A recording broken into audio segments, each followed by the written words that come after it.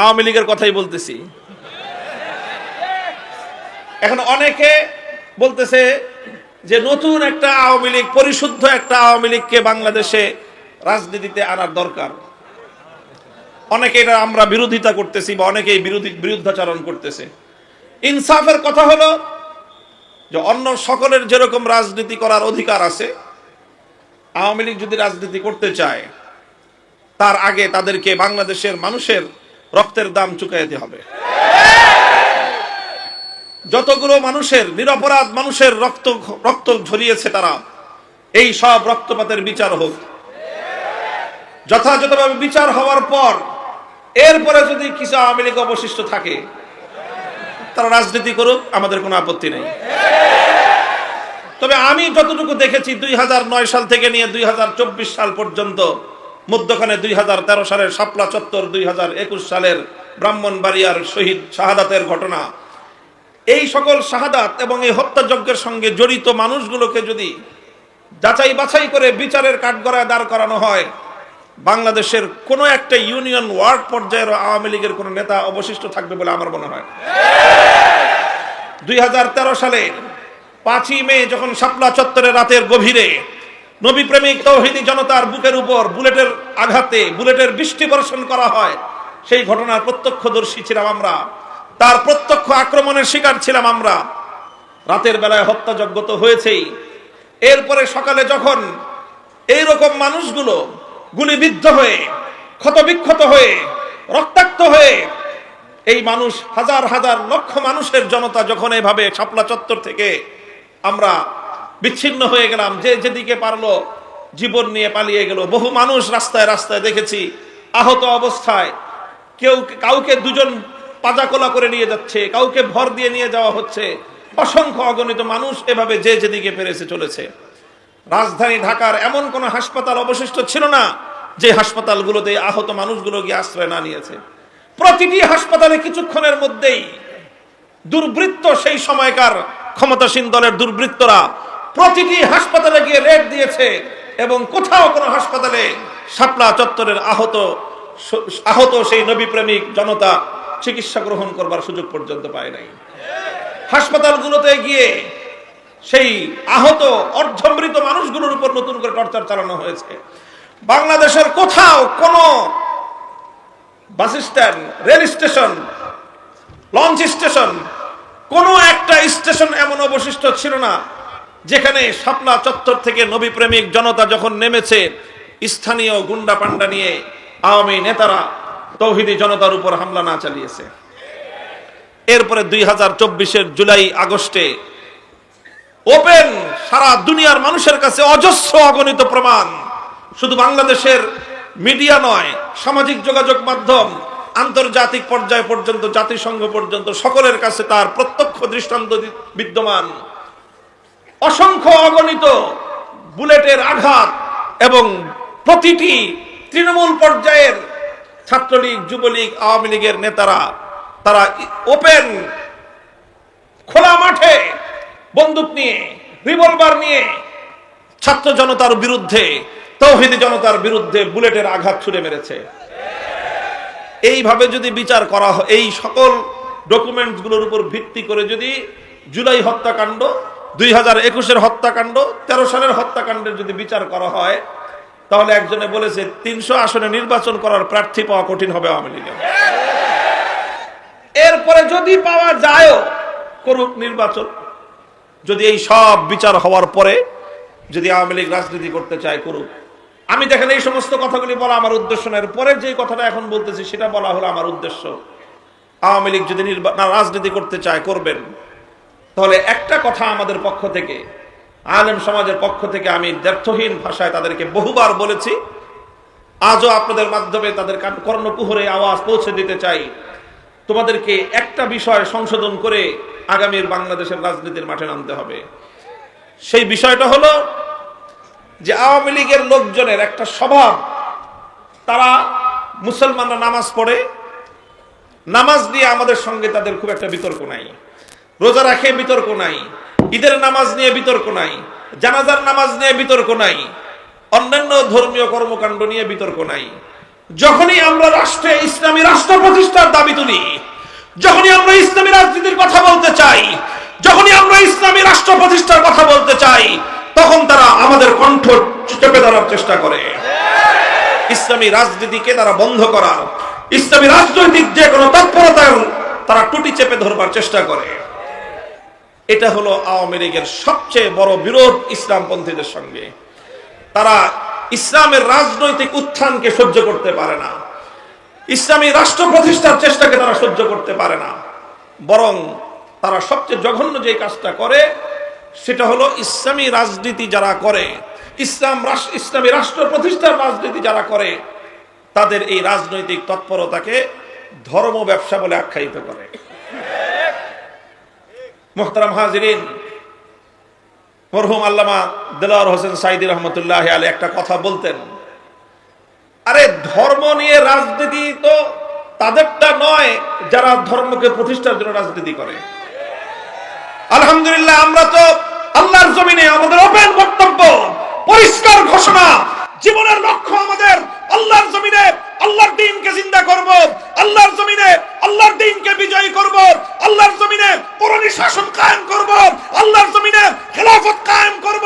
সেজন্য যদি জীবন দিতে হয়, জীবন দেওয়াকে সৌভাগ্য মনে করব, রক্ত দিতে হলে রক্তের গঙ্গা প্রবাহিত করব, সন্তানদেরকে ইতিম করতে হলে সন্তানরা ইতিম হবে, স্ত্রীদেরকে বিধবা করতে হলে তারা বিধবা হবে। জীবনের বিনিময়ে আল্লাহর জমিনে কোরআনের রাজ কায়েম হওয়া, এটাই আমাদের চূড়ান্ত স্বপ্ন।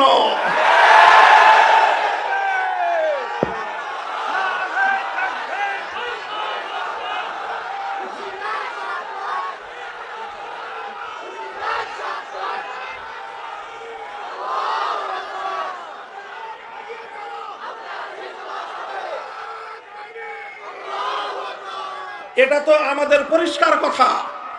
আমরা আমাদের সব কিছুর বিনিময়ে হলেও আল্লাহর জমিন আল্লাহর দ্বীনকে বিজয়ী করতে চাই, কোরআনের রাজ কায়েম করতে চাই, ইসলামী শাসন ব্যবস্থা প্রতিষ্ঠা করতে চাই। আল্লাহর এই জমিনকে আল্লাহর আইন দ্বারা আমরা শাসিত, শাসন এবং পরিচালনা করতে চাই। আল্লাহর পক্ষ থেকে আমাদেরকে যে খেলাফতের মহান জিম্মাদারি দেওয়া হয়েছে, সেই খেলাফতের দায়িত্বে সারা পৃথিবীতে আমরা আল্লাহ পাক রব্বুল আলামিনের খেলাফতের সোনালী শাসন ফিরিয়ে আনতে চাই। আমাদের এই কথার মধ্যে কোনো রাগঢাক নাই, কোনো রাগঢাক নাই, কোনো গোপনীয়তার কিছু নাই। এটা আমাদের ওপেন চ্যালেঞ্জ, আমরা এটাই করতে চাই।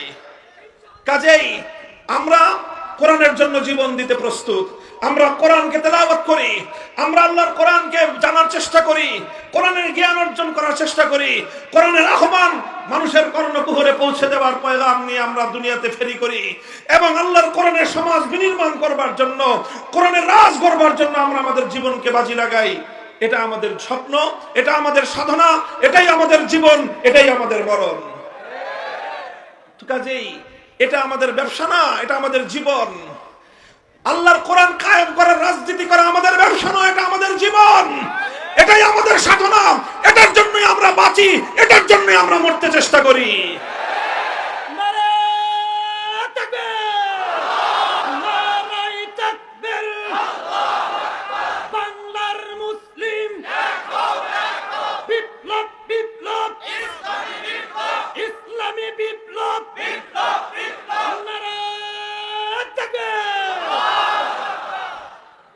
তবে ইসলাম নিয়ে ব্যবসা করে এক শ্রেণীর মানুষ আছে, ধর্ম নিয়ে ব্যবসা করে এক শ্রেণীর মানুষ আছে। এরা কারা? ধর্ম নিয়ে ব্যবসা করে তারা নির্বাচন আসলে যারা মাথায় পট্টি বাঁধে, নির্বাচন আসলে যারা হাতে তসবিহ নেয়, নির্বাচন আসলে যারা মাথায় টুপি পরে মসজিদের মধ্যে গিয়ে মুসল্লিদের সঙ্গে কোরআনের পক্ষে থাকবার জন্য প্রত্যয় ব্যক্ত করে, আবার নির্বাচনের মাধ্যমে মানুষের ভোটটাকে ধোঁকা দিয়ে আদায় করবার পর, নির্বাচিত হয়ে যাওয়ার পর আল্লাহর কোরআনের বিরুদ্ধে আইন তৈরি করে। ধর্ম নিয়ে ব্যবসা তারা করে যারা কোরআনের কথা বলে ক্ষমতায় আসবার পর আল্লাহর কোরআনকে উৎখাত করার জন্য তারা আইন তৈরি করে, রাজনীতি করে। আমরা ধর্ম নিয়ে ব্যবসা করি না, আমরা ধর্মের রাজনীতি করি। আমরা ইসলাম নিয়ে ব্যবসা করি না, আমরা ইসলামের রাজনীতি করি। এই কথাটা আমি অত্যন্ত আন্তরিকতার সাথে আওয়ামী লীগের অবশিষ্ট নেতাকর্মীদেরকে বলবো। আগামী দিনে যদি বাংলাদেশে রাজনীতি করতে হয়, আপনাদের এই মনোভাব এবং এই দৃষ্টিভঙ্গি পরিবর্তন করবেন যে ইসলামী রাজনীতিকে ধর্ম ব্যবসা বলা হয় না। ধর্ম ব্যবসা বলা হয় যারা ধর্ম করে না, যারা ইসলামকে মানে না, অথচ ইসলামকে তারা মানুষের সামনে নিজের অচল মালকে পরিচালিত করবার জন্য, নিজের অবৈধ উদ্দেশ্য চরিতার্থ করার জন্য ইসলামের নামকে যারা স্বার্থ হিসেবে ব্যবহার করে, তারা ধর্ম নিয়ে ধর্মের ব্যবসা করে। এই কথাটা বললাম এই জন্য যে এই যে জায়গাতে আমাদের সঙ্গে যে তাদের বিরোধ, এই বিরোধ যতদিন পর্যন্ত তারা তাদের এই জায়গাটাকে, তাদের এই দৃষ্টিভঙ্গিকে সংশোধন না করবে, আমাদের সঙ্গে আপোষ হওয়ার কোনো সুযোগ নাই। এই প্রসঙ্গে সর্বশেষ কথা হলো আমার এই আওয়ামী লীগের সঙ্গে রাজনীতি করতে করতে এই সমস্যা আস্তে আস্তে ধীরে ধীরে বিএনপির রাজনীতি যারা করেন তাদের মধ্যে সংক্রমিত হইতেছে। আমি পরিষ্কার পয়গাম দিয়ে দিতে চাই, পরিষ্কার এক বার্তা আমাদের পক্ষ থেকে দিয়ে দিতে চাই, যদি আমাদের রাজনৈতিক দর্শন নিয়ে, আমাদের কোনো পদক্ষেপ নিয়ে, আমাদের কোনো ভূমিকা নিয়ে আপনাদের কোনো আপত্তি থাকে সমালোচনা করবেন, কিন্তু ইসলামী রাজনীতিকে ধর্ম ব্যবসা বলে কটাক্ষ যেন আপনাদের কেউ না করে। যদি আপনাদের কোনো নেতা, আপনাদের কোনো দায়িত্বশীল ইসলামী রাজনীতিকে যদি ধর্ম ব্যবসা বলে কটাক্ষ করার চেষ্টা করে, আপনাদের সঙ্গে আওয়ামী লীগের মতো আচরণ করতে আমরা দুইবার ভাববো না।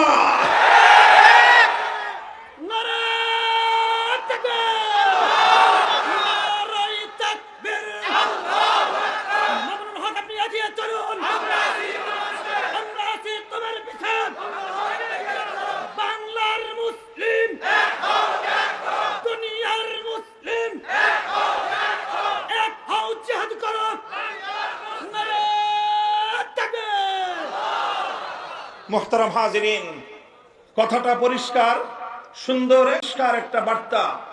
আমি বাংলাদেশে যারা ইসলাম বিরোধী রাজনীতি যারা করেন অথবা অন ইসলামিক রাজনীতি যারা করেন তাদের প্রতি আমাদের পরিষ্কার বার্তা।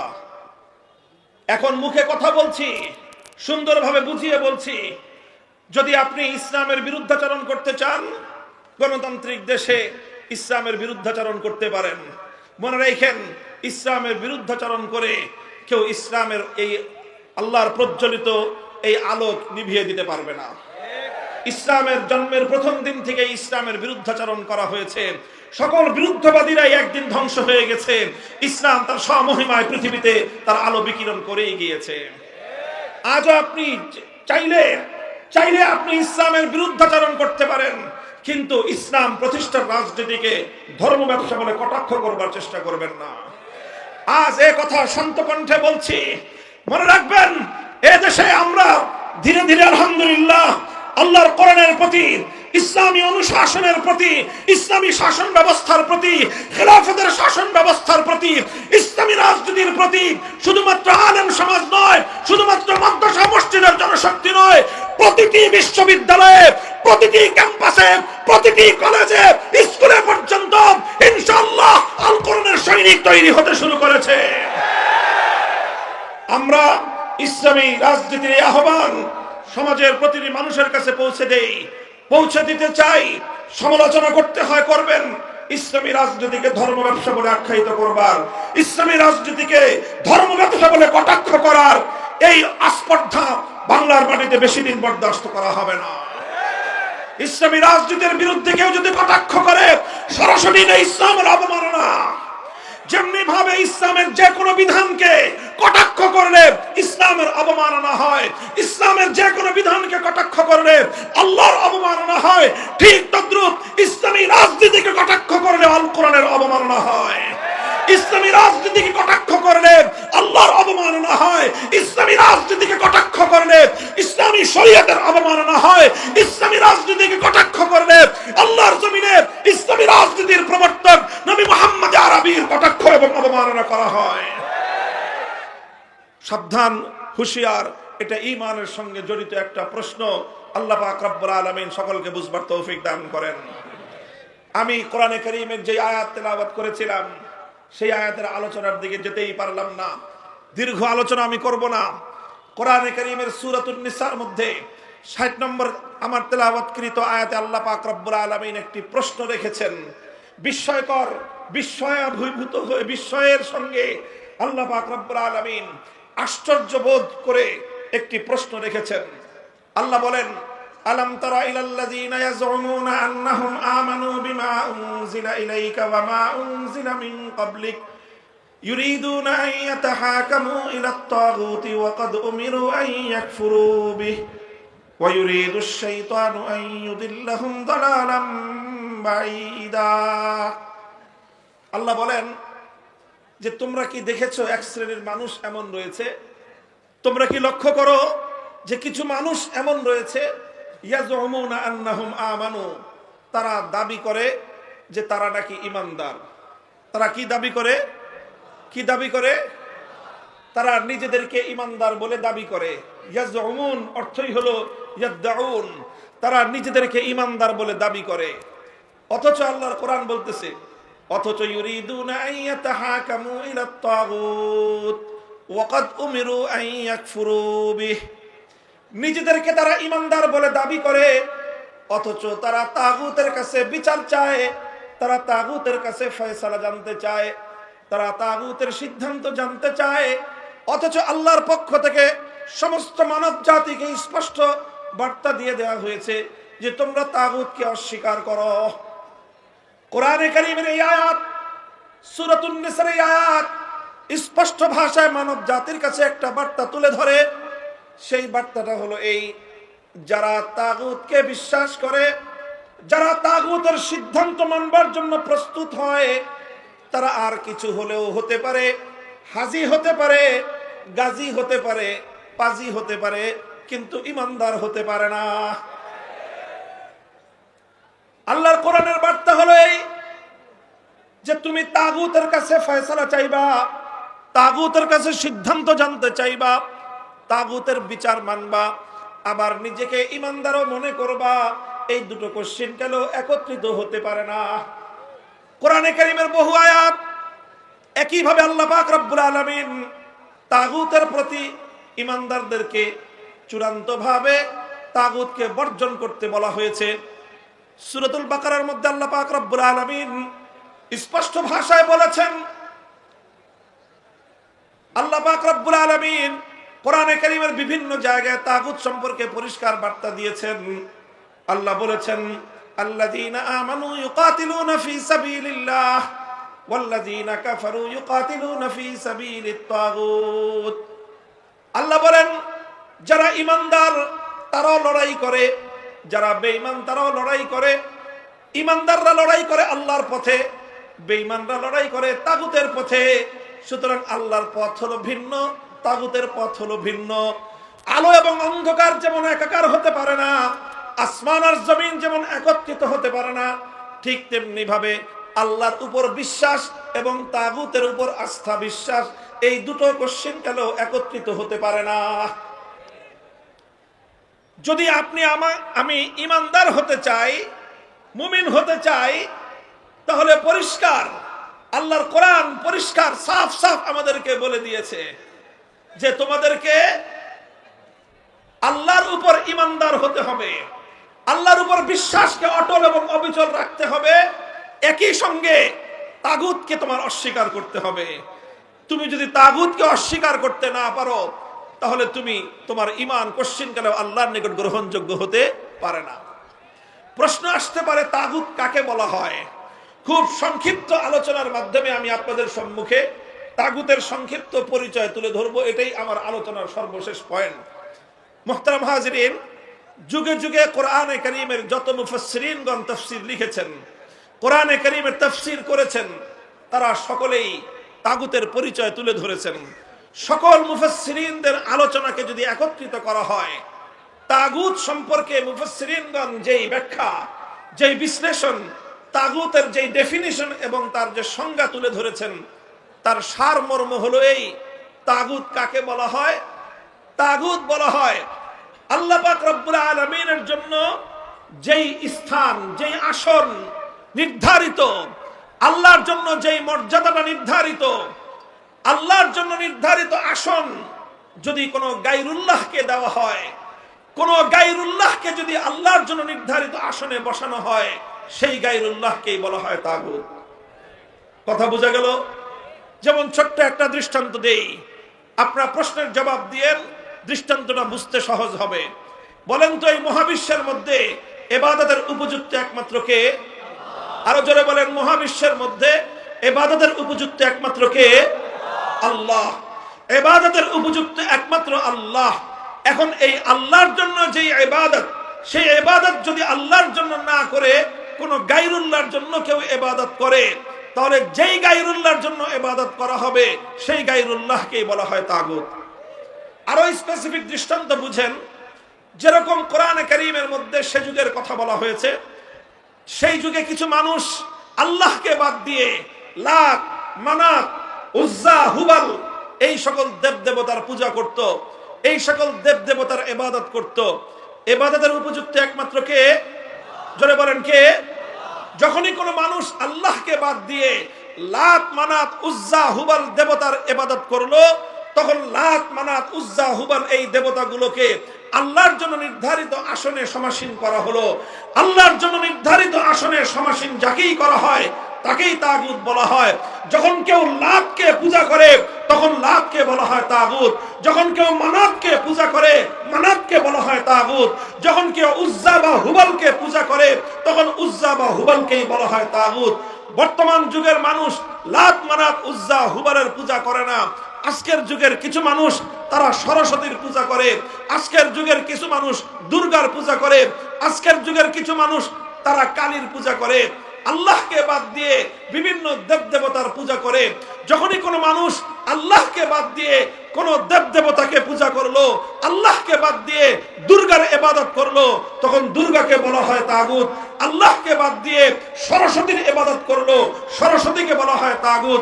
আল্লাহকে বাদ দিয়ে কালীর ইবাদত করলো, কালীকে বলা হয় তাগুত। অর্থাৎ যে আসন একমাত্র আল্লাহর জন্য নির্ধারিত, সেই আসনে যদি কোনো গায়রুল্লাহকে বসানো হয়, সেই গায়রুল্লাহকেই বলা হয় তাগুত। তাগুতের পরিচয় বুঝতে পারলেন? এতক্ষণ পর্যন্ত আমি যেই তাগুতের কথা বললাম, এটা হলো ইবাদতের ক্ষেত্রে তাগুত। ঈমানের জন্য অপরিহার্য জরুরি বিষয় হলো প্রত্যেকটা মুমিনকে, প্রত্যেক ব্যক্তিকে একত্ববাদ তথা তাওহীদকে বিশ্বাস করতে হবে। তাওহীদ হলো ঈমানের সবচেয়ে গুরুত্বপূর্ণ বুনিয়াদ। ঈমানের সবচেয়ে গুরুত্বপূর্ণ বুনিয়াদ কি বললাম? বলেন কি? তাওহীদ। তাওহীদ মানে কি? একত্ববাদ। তাওহীদ মানে কি? একত্ববাদ। এই একত্ববাদের একটা অংশ হলো তাওহীদ ফিল ইবাদাহ। ইবাদতের মধ্যে আল্লাহর একত্ববাদকে মানতে হবে। ইবাদতের একমাত্র উপযুক্ত কে? জোরে বলেন, ইবাদতের একমাত্র উপযুক্ত কে? ইবাদতের উপযুক্ত একমাত্র আল্লাহকে বিশ্বাস করা, ইবাদতের উপযুক্ত একমাত্র আল্লাহকে স্বীকার করা, ইবাদতের উপযুক্ত একমাত্র আল্লাহকে মান্য করা, এটাকে বলা হয় তাওহীদ ফিল ইবাদাহ। আল্লাহকে বাদ দিয়ে যখন কোনো গায়রুল্লাহর ইবাদত করা হয়, এটাই হলো শিরক। আর যেই গায়রুল্লাহর ইবাদত করা হলো তাকেই বলা হয় তাগুত। ইবাদতের মধ্যে যেরকম তাওহীদকে বিশ্বাস করতে হয়, ঠিক তাওহীদের আরেকটা গুরুত্বপূর্ণ অংশ হলো তাওহীদ ফিল হাকিমিয়াহ। হাকিমিয়াতের অর্থ হলো এই আসমান এবং জমিন সহ মহাবিশ্বের মধ্যে মাখলুকাতের জন্য, সকল সৃষ্টি জগতের জন্য আইন তৈরি করবার, বিধান তৈরি করবার একমাত্র অধিকার কার? চিৎকার করে বলেন, এই মহাবিশ্বের মধ্যে আইন এবং বিধান তৈরি করবার চূড়ান্ত ক্ষমতা একমাত্র কার? এই মহাবিশ্বের মধ্যে ইবাদতের উপযুক্ত একমাত্র কে? ইবাদতের উপযুক্ত যেমন একমাত্র আল্লাহ, ঠিক তদ্রূপ মহাবিশ্বের মধ্যে আইন এবং বিধান তৈরি করবার একমাত্র অধিকার কার? একমাত্র অধিকার হলো আল্লাহর। ইবাদতের উপযুক্ত একমাত্র আল্লাহ, এটাকে বলা হয় তাওহীদ ফিল ইবাদাহ, ইবাদতের তাওহীদ। ঠিক তদ্রূপ আইন এবং বিধান তৈরি করবার ক্ষেত্রে চূড়ান্ত ক্ষমতা একমাত্র আল্লাহর, এটাকে বলা হয় তাওহীদ ফিল হাকিমিয়াহ, অর্থাৎ আইন তৈরি করবার, বিধান তৈরি করবার তাওহীদ। এবার আমি আপনাদেরকে জিজ্ঞাসা করি, কোন একজন মানুষ যদি আল্লাহরও ইবাদত করে আবার দুর্গারও পূজা করে, লোকটা ঈমানদার না বেঈমান? একজন মানুষ 24 ঘন্টার মধ্যে 23 ঘন্টা 55 মিনিট আল্লাহর ইবাদত করলো, শুধুমাত্র 5 মিনিটের জন্য কোন গায়রুল্লাহর ইবাদত করলো, কোন দেবতার পূজা করলো, আপনারা বলেন দেখি লোকটা ঈমানদার না বেঈমান? কারণ কি? সে তো 23 ঘন্টা 55 মিনিট অথবা 23 ঘন্টা 59 মিনিট সে একমাত্র আল্লাহর ইবাদত করলো, আর 1টা মিনিট শুধুমাত্র আল্লাহকে বাদ দিয়ে কোন গায়রুল্লাহর ইবাদত করলো। এরপরে কি লোকটা ঈমানদার থাকতে পারে? কেন থাকতে পারবে না? কারণ ঈমানের সঙ্গে কোন শিরক গ্রহণযোগ্য হতে পারে। মুহতারাম হাজিরিন, কথাটা এই জায়গায় একটু লক্ষ্য করে বুঝুন, একটু মনোযোগ দিয়ে বোঝার চেষ্টা করুন। বড় এক ভয়াবহ বিপদের মধ্যে মুসলিম উম্মাহকে নিমজ্জিত করে দেয়া হয়েছে। ইসলামী রাজনীতি নিয়ে কোনো কথা বলি, রাজনৈতিক বিষয় নিয়ে জন্যই কথা বলি, কারণ রাজনৈতিক কুফরি মতবাদের মাধ্যমে লক্ষ কোটি মুসলমানদের ঈমানকে যেভাবে হরণ করা হচ্ছে, অন্য কোন কার্যকলাপের মাধ্যমে এই পরিমাণ মুসলমানের ঈমান হরণ হয় না। বন্ধুগণ, আমার বাংলাদেশের কোন একজন মুসলমান 1 মিনিটের জন্য, 1 মুহূর্তের জন্য কোন একটা দেবতার পূজা করবে, কোন মুসলমান সেটা দেখে বরদাস্ত করতে পারে না। কারণ প্রত্যেকটা মুসলমান এই কথা জানে যে ইবাদতের একমাত্র উপযুক্ত হলো আল্লাহ। আল্লাহকে বাদ দিয়ে কোন গায়রুল্লাহর যদি পূজা করা হয়, তাহলে 1 মুহূর্তের জন্য কোন গায়রুল্লাহর ইবাদত করলে একজন মানুষ আর কিছু হলেও হতে পারে, ঈমানদার থাকতে পারে না। কিন্তু বড় দুঃখ এবং পরিতাপের বিষয়, ইবাদতের উপযুক্ত যেরকম একমাত্র আল্লাহ, ওই এক আল্লাহকে বাদ দিয়ে গায়রুল্লাহর ইবাদত করলে যেরকম মানুষের ঈমান থাকে না, ঠিক তদ্রূপ মানব জাতির জন্য, বিশ্বের জন্য, গোটা মাখলুকাতের জন্য আইন এবং বিধান তৈরি করবার একমাত্র অধিকার কার?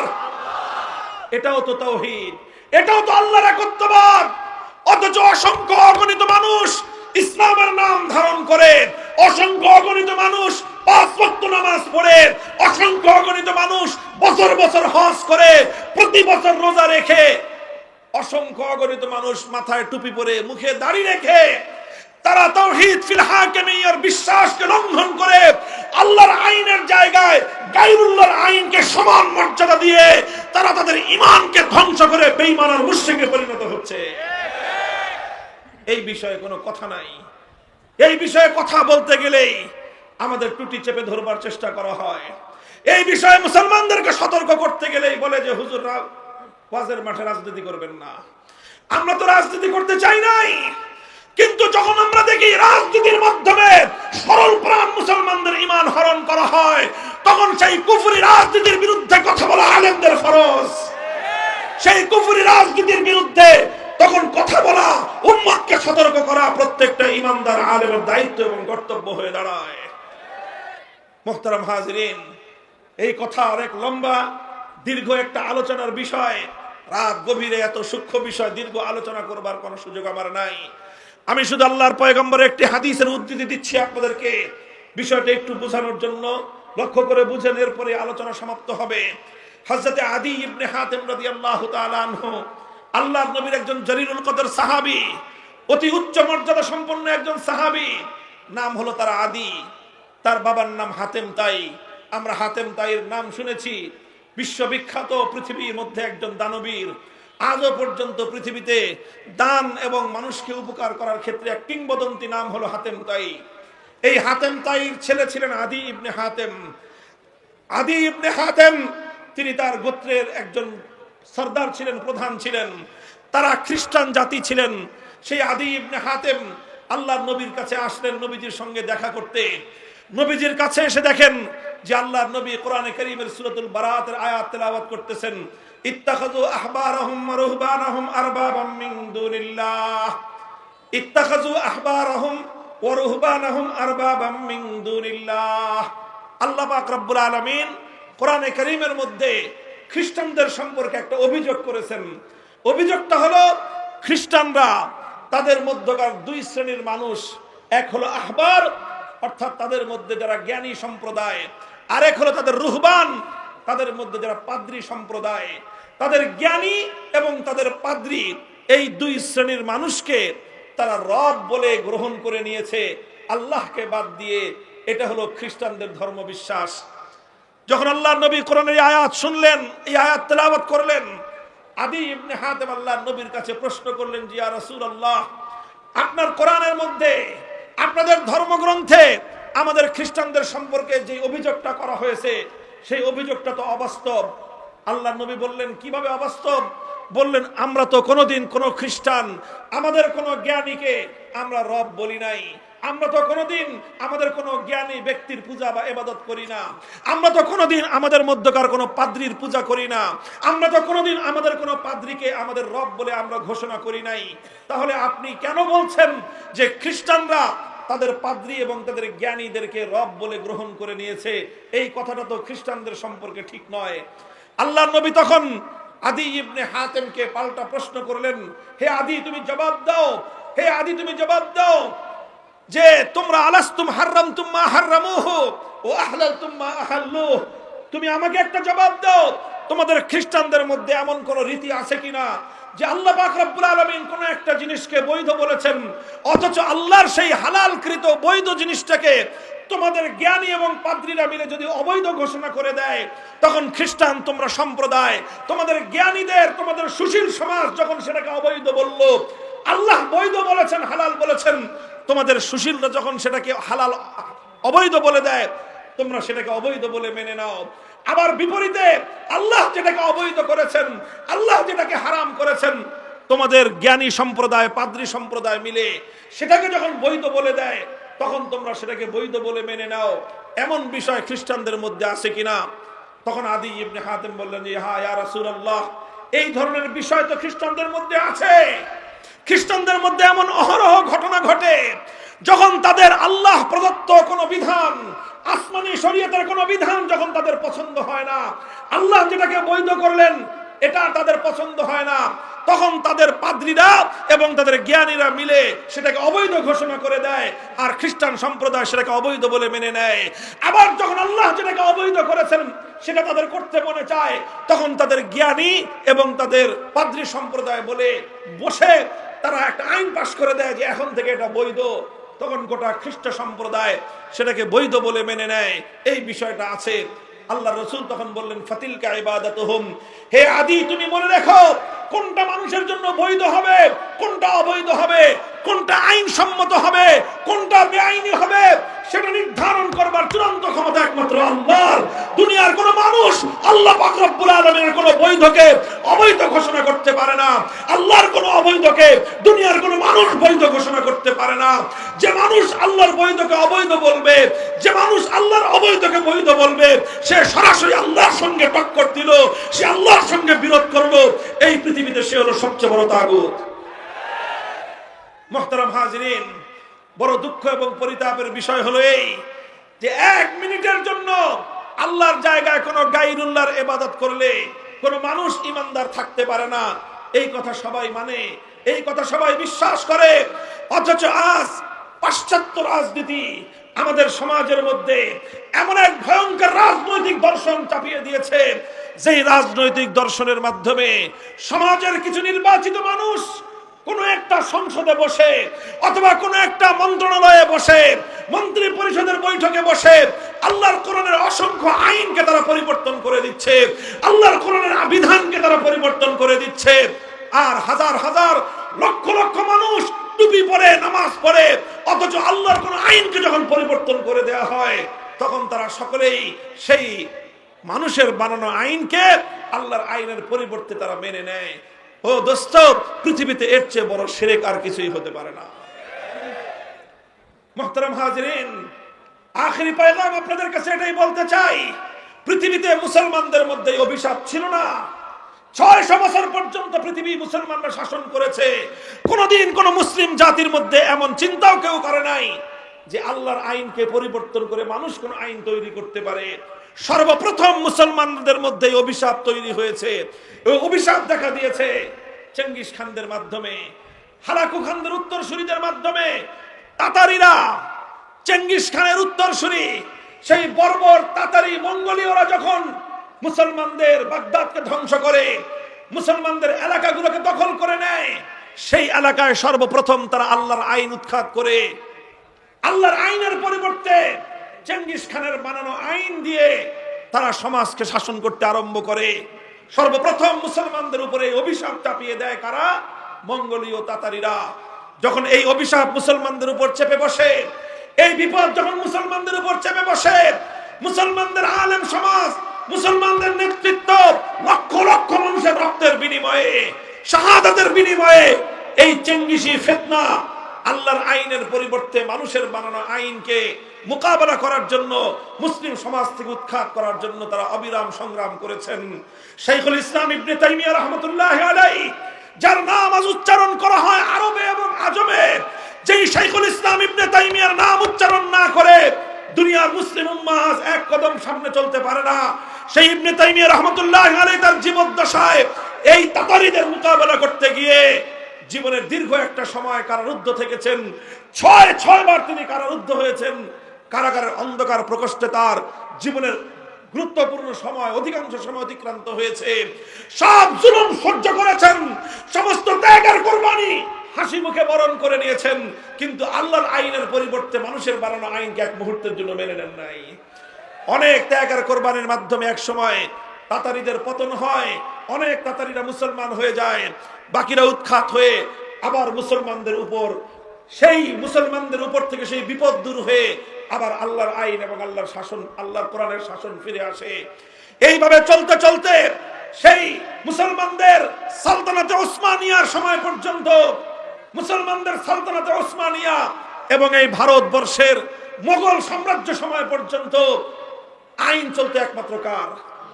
শাসন করত মুসলমান, শাসন করত শাসক, শাসন করত রাজা বাদশাহ, আইন চলত কার? এভাবেই চলছে মুসলমানরা।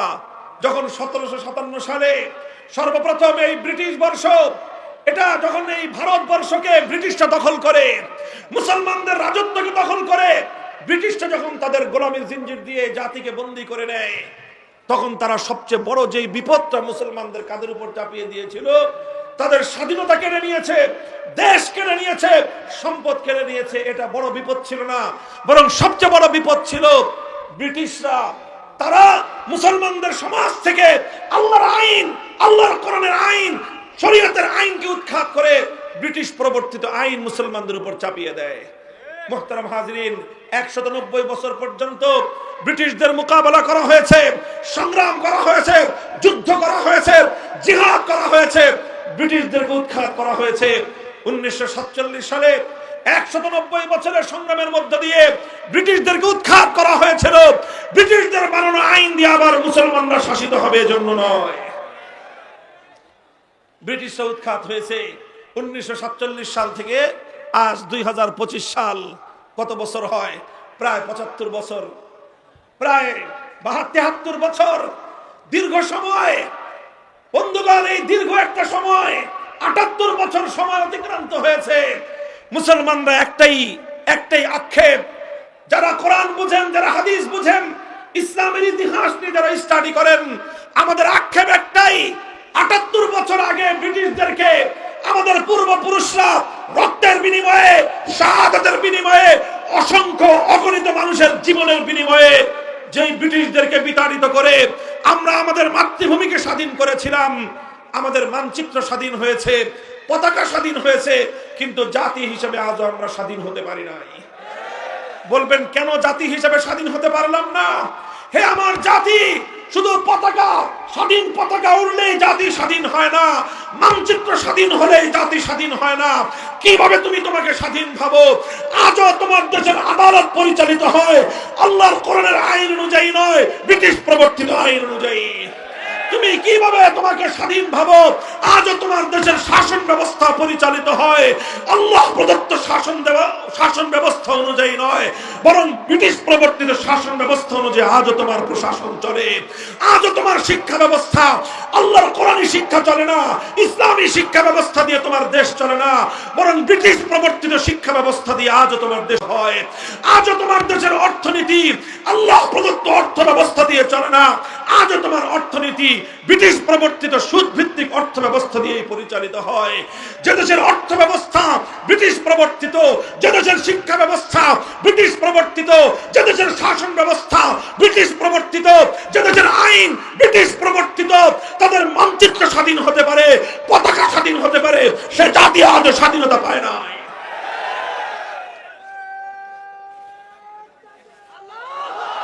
ভাই আমার আখেরি পয়গাম, জুলাই এবং আগস্ট বিপ্লবকে দ্বিতীয় স্বাধীনতা বললে কিছু মানুষ সহ্য করতে পারে না, অথচ জুলাই এবং আগস্টের বিপ্লবের মাধ্যমে প্রকৃত অর্থে বাংলার মানুষ নতুন করে স্বাধীনতা পেয়েছে। তবে আমি তার সঙ্গে যুক্ত করতে চাই, আমরা একবার 1947 সালে স্বাধীনতা পেয়েছিলাম ব্রিটিশের গোলামীর শেকল থেকে, আরেকবার 71 সালে স্বাধীনতা পেয়েছিলাম পশ্চিম পাকিস্তানি স্বৈরাচারী খান পাঠানদের জুলুমের হাত থেকে, আবার 2024 সালে নতুন স্বাধীনতা পেয়েছি যুগের নব্য লেডি ফেরাউনের জুলুম এবং স্বৈরতন্ত্র থেকে। তবে শেষ যেই কথাটা, এই 3 স্বাধীনতার পরেও আজও আমরা পরিপূর্ণ স্বাধীনতা পাই না। বলবেন হুজুর 3টে স্বাধীনতা পাইলাম এরপরে পূর্ণ হয় নাই। আমি বলবো না, আজও আমরা পূর্ণ স্বাধীন হই নাই। হে মুসলমান, আমরা স্বাধীন, পূর্ণ স্বাধীন হব যেদিন আমার এই স্বাধীন মুসলমানের মাটি থেকে মানব রচিত সমস্ত আইন, সমস্ত শাসন তন্ত্রমন্ত্রকে বঙ্গোপসাগরে ভাসিয়ে দিতে পারবো। আলহামদুলিল্লাহ, জুলাই এবং আগস্ট বিপ্লবের মধ্য দিয়ে আমরা এখন নতুন করে সেই স্বপ্ন দেখতে শুরু করেছি। আলহামদুলিল্লাহ বলেন, কথা ঠিক না বেঠিক? বলবেন হুজুর জুলাই আগস্টে কি ইসলামী বিপ্লব হয়েছে? আমি বলবো যে না, জুলাই আগস্টে ইসলামী বিপ্লব হয় নাই, তবে ইসলামী বিপ্লবের পূর্বাভাস দেখা দিয়েছে।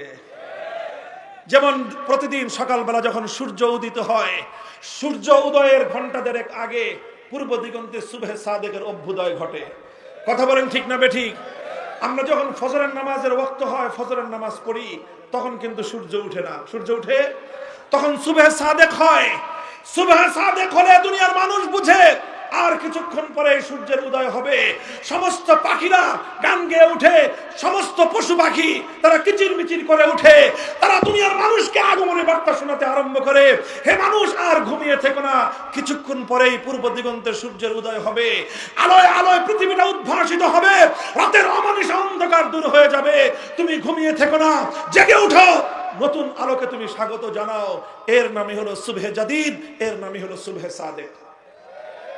আমি বলতে চাই, জুলাই এবং আগস্টের বিপ্লবে এদেশের তাওহীদি জনতা, কোরআন প্রেমী জনতা যেভাবে বুক টান করে জালিমের বিরুদ্ধে লড়াই করেছে, যেভাবে স্বৈরতন্ত্র এবং ফ্যাসিবাদের বিরুদ্ধে মোকাবেলা করেছে, এদেশে এতে সত্যবন্ধী মানুষের বুকের মধ্যে সাহস জন্মেছে, এবং এই সাহসকে পুঁজি করেই আগামীর বিপ্লব হবে ইসলামের বিপ্লব।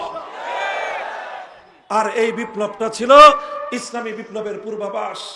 কিভাবে পূর্বাভাস বলি? ছোট্ট একটা সিম্পটম বলি।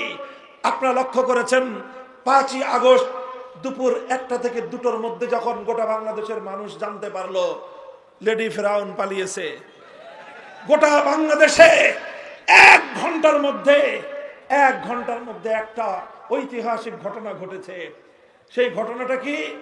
টেকনাফ থেকে তেতুলিয়ায় ভাস্কর্য নামে মুসলমানদের জনপদে যত মূর্তি বানানো হয়েছিল, 1 ঘন্টার ব্যবধানে একটা মূর্তিও আস্ত থাকে নাই।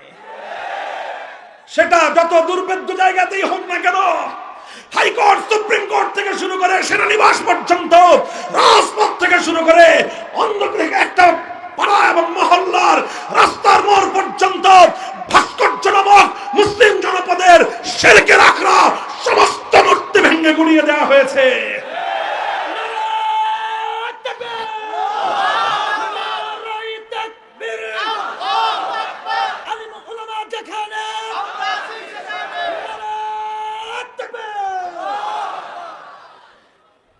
এটা বিপ্লবের সিম্পটম। কারা এই ভাস্কর্যগুলো ভেঙেছিল? বিপ্লবীরা। কথা বলেন ঠিক না বেঠিক? এ থেকে স্পষ্ট একটা বার্তা পাওয়া যায়। এখানে আবার কেউ এটা ভুল বুঝবেন না, আমরা কোনো হিন্দুদের মন্দিরের মূর্তি ভাঙি নাই। কথা বলেন ঠিক না বেঠিক?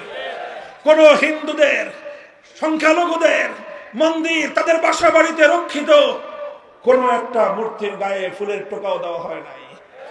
আবার মুসলমানদের জনপদে বানানো কোন ভাস্কর্য নামক মূর্তি একটা আস্ত রাখা হয় নাই। এই জায়গাটা থেকে ইসলামের সৌন্দর্য এবং ইসলামের বিধান পরিষ্কার হয়।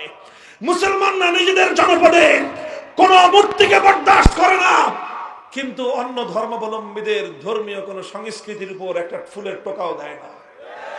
এটাই হলো ইসলামের সাম্প্রদায়িক সম্প্রীতির নজির। কথা বলেন ঠিক কিনা? আজ আবার স্পষ্ট পয়গাম, আমরা একথাই বলতে চাই, আমরা বাংলার মাটি থেকে, শাহজালালের পুণ্যভূমি থেকে, শাহ মখদুমের বাংলার মাটি থেকে শিরকের সমস্ত আখড়া যেভাবে আমরা উৎখাত করেছি, ইনশাআল্লাহ আগামীর একটা বিপ্লব হবে। সেই বিপ্লব হবে আল্লাহর জমিনে মানব রচিত সমস্ত আইনকে উৎখাত করে আল্লাহর কোরআনের আইন এদেশে বিজয়ী করা হবে, বিজয়ী করা হবে, বিজয়ী করা হবে ইনশাআল্লাহ।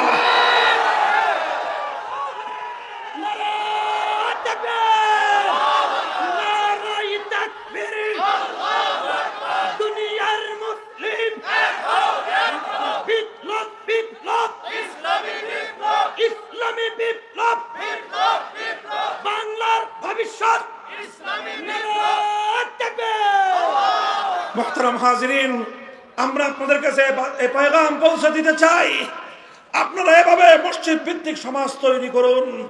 মুসলমানদের মার্কাজ হবে মসজিদ, মুসলমানদের সংস্কৃতি হবে মসজিদ কেন্দ্রিক, মুসলমানদের প্রতিটি কেন্দ্রের মূল কেন্দ্রবিন্দু হবে মসজিদ। মুসলমানদেরকে মসজিদ বিমুখ করে মূর্তিমুখী করবার যে কোনো হিন্দুয়ানীয় পতৎপরতা, ভারতীয় সেই সকল ষড়যন্ত্রকে আমাদের এভাবে রুখে দিতে হবে। প্রস্তুত থাকবেন তো ইনশাআল্লাহ? যেভাবে ফ্যাসিবাদকে বাংলার মাটি থেকে উৎখাত করা হয়েছে, যেভাবে ছোট ছোট স্বাধীনতা এনেছি,